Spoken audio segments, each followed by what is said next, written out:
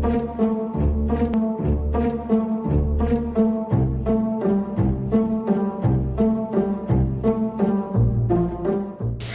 पिछले 3 साल से आप ये मान के चलिए कि हम लोगों ने 600 से ऊपर क्रिमेशन किए, अपने हाथों से किए। मेरे पास बहुत ज्यादा हेल्पिंग हैंड्स नहीं है, बहुत ज्यादा फंड्स नहीं है, लेकिन दृढ़ इच्छा हमारी उतनी मजबूत है कि मुझे ये काम करना है, लोगों तक मदद पहुंचानी है।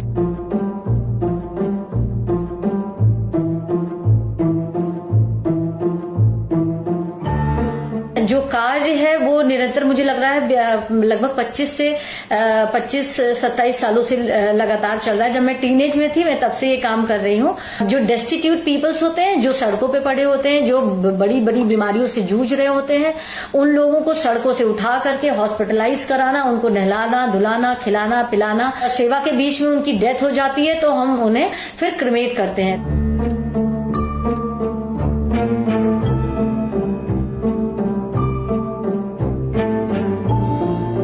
क्योंकि मुझसे शव वाहन वाले जो थे वो कोई 10,000 कोई 15,000 रुपए मांग रहे थे। तो मेरे दिमाग में ये आया कि जब मुझे इतनी प्रॉब्लम आ रही इन चीजों के लिए, तो ऐसे यानी कि हजारों लोगों को प्रॉब्लम आ रही होगी जिनको शव वाहन बहुत ज्यादा कॉस्टली पड़ रहा है।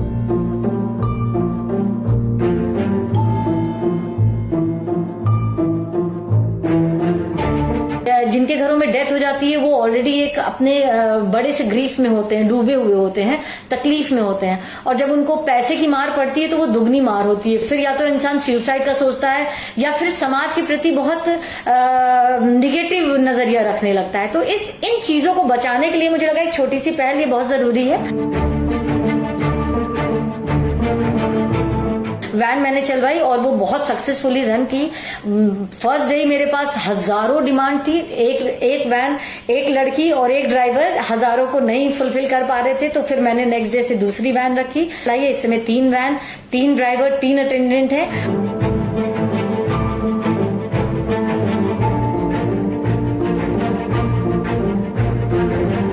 साउथ अफ्रीका से, कनाडा से, अमेरिका से, ऐसी कई अलग अलग कंट्री से हमारे पास कॉल आई कि उनके पेरेंट्स यहाँ पे इंडिया में एक्सपायर हो गए हैं। जब सेवा के लिए इंसान निकलता है, एक्चुअल सेवा के लिए निकलता है, तो धर्म बाधा नहीं आता है। धर्म उसमें बिल्कुल बाधा नहीं आता है या कोई कास्ट बाधा नहीं आती है। मैंने 2 केसेस किए हैं मुस्लिम्स के आए और मैंने उनका पूरा वेलकम किया है। जितने सम्मान के साथ मैंने एक हिंदू बॉडी को क्रिमेट किया है, उतने ही सम्मान के साथ मैंने एक मुस्लिम बॉडी को भी किया है। जैसे कि मैं बताऊं कि मेरी बिटिया भी 15 साल की है, और एक दिन जब मैं 15 साल की ही बेटी को क्रिमेट कर रही थी, उस दिन फिर मैं सारी रात सो नहीं पाई। उस दिन मैं खाना नहीं खा पाई। ऐसी बातों में थोड़ी सी प्रॉब्लम आती है।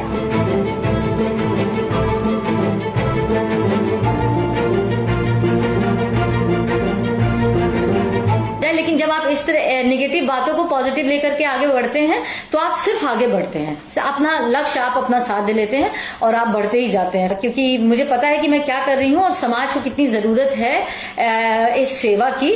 तो मुझे लगता है कि अब कोई भी बाधाएं मुझे रोक नहीं पाएंगी।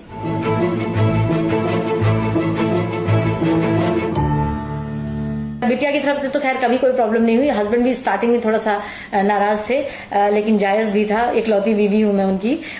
तो लोगों को लोग नहीं एक्सेप्ट कर पा रहे थे चीजों को, लेकिन जो मेरे नियरेस्ट एंड डियरेस्ट हैं, जो मुझे बचपन से जानते हैं, तो उनको पता है कि normal things are boring for me.